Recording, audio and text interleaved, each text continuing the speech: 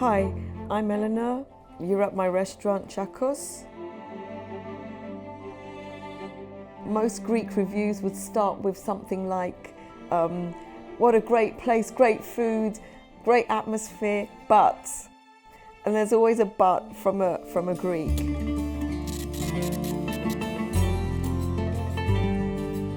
We've had the restaurant for 29 years.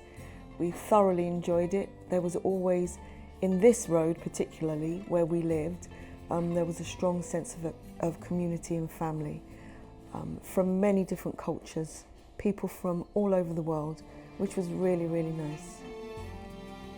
The story for Tsiakkos is, we used to eat here. It was like eating at Auntie's house, very small menu, but the food that the owner, Cavalli, used to make was like the food my mum made at home. So we became regular customers. And because she knew I had an interest in food, Cavalli would push for us to take it on, always asking when we were ready. She was going to retire.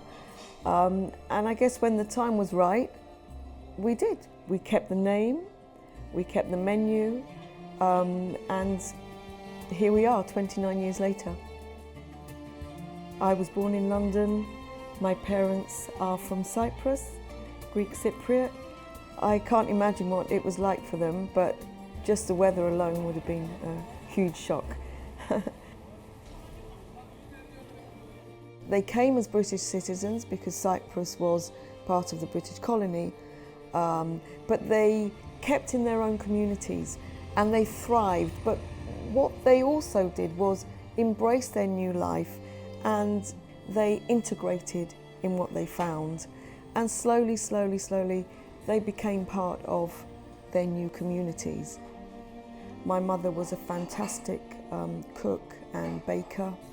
She brought all her traditions with her, everything that she was taught from home in her village in Cyprus came with her, and I think it was a sense of holding on to your community and your way of life.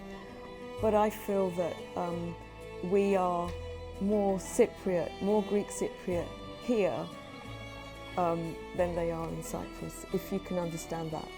Most Greeks, when they came to the UK, they congregated in the Camden area.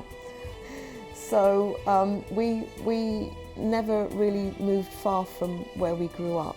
As a child, people just dropped in and out of our house, and it was always a joy to see them. And the first thing that would happen would be the food going on the table. And it doesn't matter whether you'd eaten or not, there would always be something to eat. So that's a really strong part of the culture that we've brought back and maintained in the UK. And it wasn't unusual on a Sunday to have 20 people having dinner at my mum's house. And she cooked everything in a very, very, very small kitchen. You could literally stand in the middle of her kitchen and use the cooker, use the sink, use the fridge. It was all within reach of her hands, and my sisters and I are always amazed at what came out of that kitchen. Food was really, really important. So in the early days, it was very, very hard to find ingredients, and I remember my mum's family or my father's family, they would send boxes from Cyprus with halloumi, Greek cheese, oranges, lemons that were in season, mint, lots of different things that we couldn't find over here. So I always helped my mum in the kitchen. I was her taster, her tester. I knew good food, and I helped her making dolmades, kyoftedes, moussaka, baking. I was always by her side. And slowly, slowly, I used to go shopping with my mother on a Saturday morning, and shopping was a huge experience with her because she would pick things up and she would smell them and she would touch them, and that was not the English way of doing things, and she would often get told off. But because she was a regular customer, they eventually became fond of her, and they would give her the bags to put whatever she wanted in, because it was really important that she chose what smelt right. And the same with her butcher. I remember going to the butcher, and as a child I would think, oh my God, Mum, because she was so fussy, but she would pick her piece of meat, and from that piece of meat he would have to make the mince, and he would have to cut the chops, and he would have to do this. And they knew my mum until she died. The greengrocers, the butcher, and both my parents passed away 3 years ago, and they died within a week of each other, which was really awful for us, but with hindsight, it was the best thing ever. And we were very lucky to have our parents for most of our life.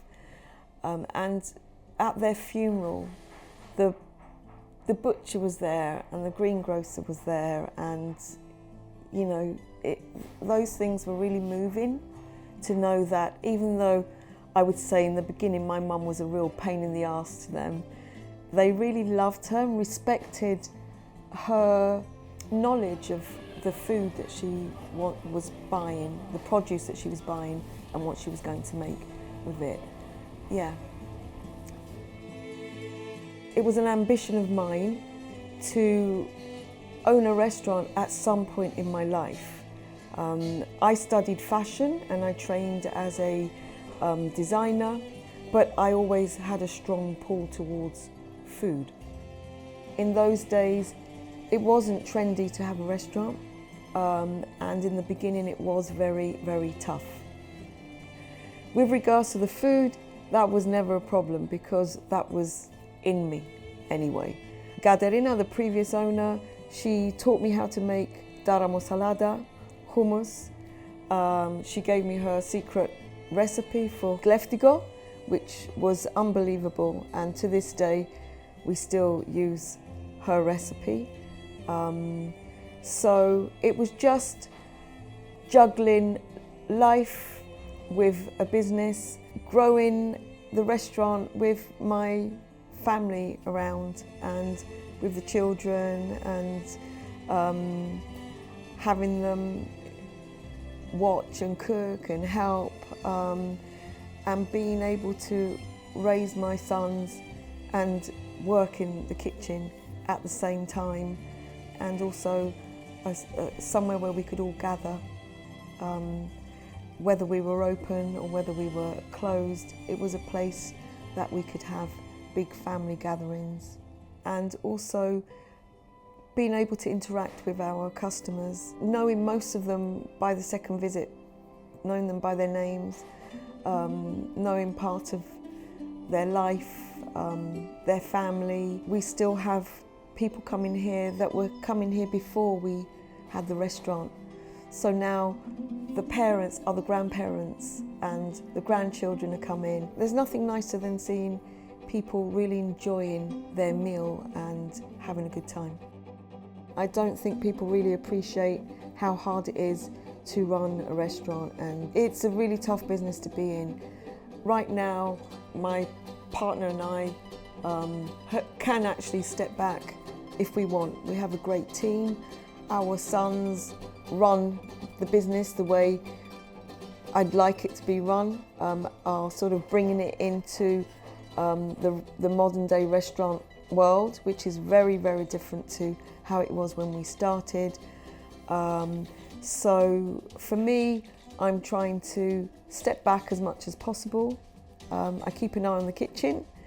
I can honestly say that they cook better than me now. And my youngest son and my nephew are the main chefs in the kitchen. I'm very proud of them both. They're a great team. None of us are trained chefs. We just like really good food and we know what it should taste like. And yeah, I'm stepping back as much as I can. It's a great place, and I don't need to scream it from the rooftops. I think it speaks for itself. Yeah.